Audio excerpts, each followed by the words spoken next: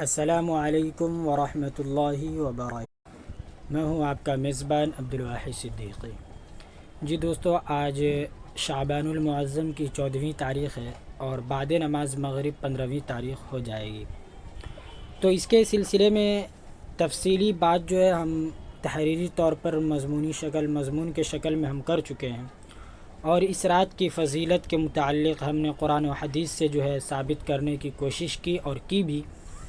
کیونکہ دو گروہ ہے، ایک گروہ جو سرے سے اس رات کا انکار کرتا ہے اور دوسرا جو ہے انکار تو نہیں کرتا، البتہ اس کے اندر غلو کر جاتا ہے، حد سے تجاوز کر جاتا ہے۔ تو ایک بات ذہن میں رکھنی چاہیے کہ جو چیز اللہ نے یا اللہ کے رسول نے جو چیز جیسے بتلائی ہے اس کو انہی کے حدود تک رکھنے میں جو ہے کامیابی ہے، اور اسی کا نام دین ہے۔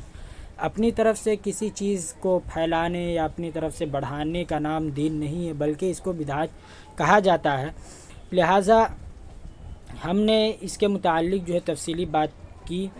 کہ کیا اس رات کی فضیلت ہے کہ نہیں، اور اس رات کے متعلق احادیث ہے کہ نہیں۔ تو ان تمام باتوں پر ہم جو ہے تحریری طور پر یا گزشتہ گزشتہ سال ہم نے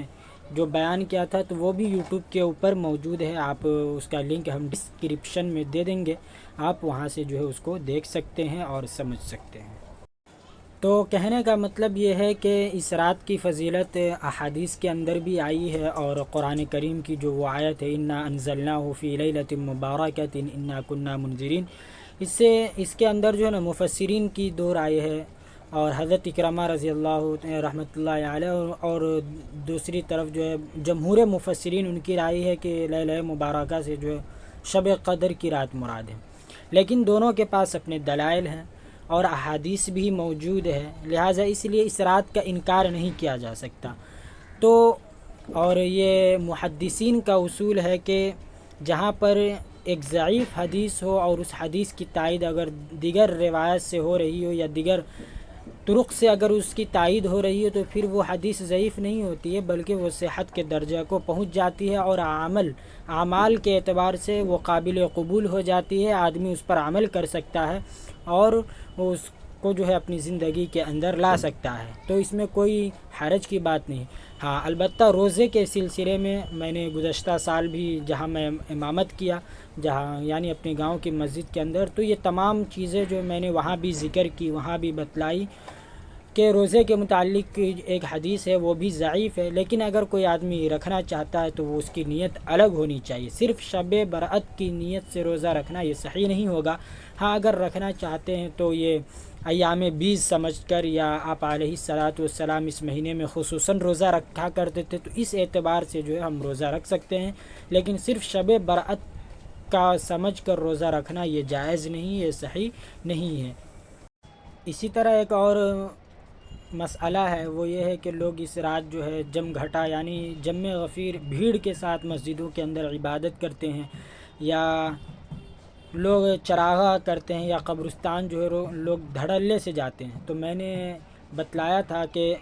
آپ علیہ الصلاۃ والسلام جو ہے اپنی پوری زندگی میں ایک مرتبہ صرف قبرستان گئے، اس کے علاوہ آپ علیہ الصلاۃ والسلام جو ہے قبرستان نہیں گئے، لہٰذا اگر آپ بھی اس پر عمل کرنا چاہتے ہیں اور آپ علیہ الصلاۃ والسلام کی اس سنت کو اگر فالو کرنا چاہتے ہیں تو آپ بھی پوری زندگی میں ایک مرتبہ جائیں، یا اگر جانا چاہتے تو 1 سال 2 سال گیپ کر کے آپ وہ بھی تنہائی میں خلوت میں جائیں۔ لیکن یہاں جو ہے معاشرہ اور معاملہ جو ہے الٹا ہے کہ لوگ ایک بھیڑ لگا کر پورے دوستوں اور ساتھیوں کے ساتھ جاتے ہیں، یہ طریقہ صحیح نہیں ہے۔ البتہ اس کے علاوہ اور بھی جو اس روز جو پکوان ہوتے ہیں، حلوہ ہے، پوری ہے وغیرہ ہے، یہ تمام چیزیں جو ہے صحیح نہیں ہیں، ان تمام چیزوں سے اجتناب کرنی چاہیے اور ان تمام چیزوں سے بچنی چاہیے۔ رہی فضیلت کی بات تو اس کی فضیلت جو ہے حدیث سے ثابت ہے، اور میں نے قرآن کریم سے بھی آپ کو بتلایا کہ اس آیت کی تفسیر میں جو ہے مفسرین کی دو رائے ہے۔ جمہور مفسرین کا کہنا ہے کہ لیلہ مبارکہ سے جو ہے وہ رمضان المبارک کے اندر جو شب قدر آتی ہے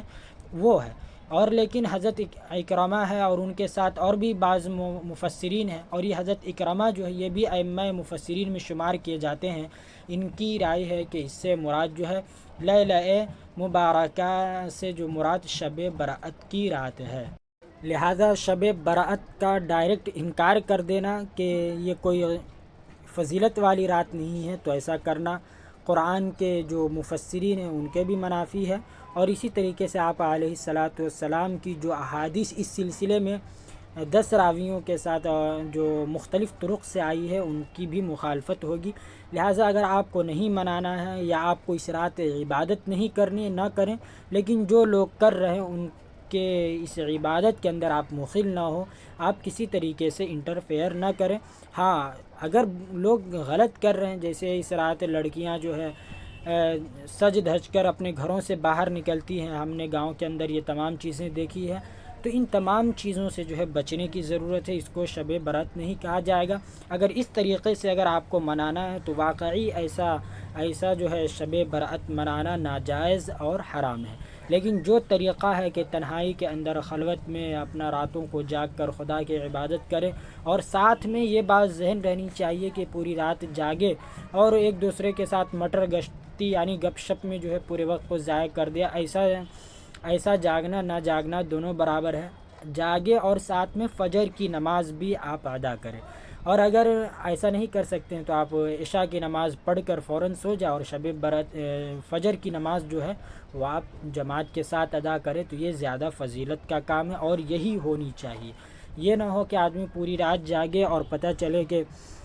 جس وقت فجر کی نماز کا وقت ہے اس وقت آدمی سو جاتے ہیں، تو یہ چیزیں صحیح نہیں ہیں، ان تمام چیزوں سے بچنی چاہیے۔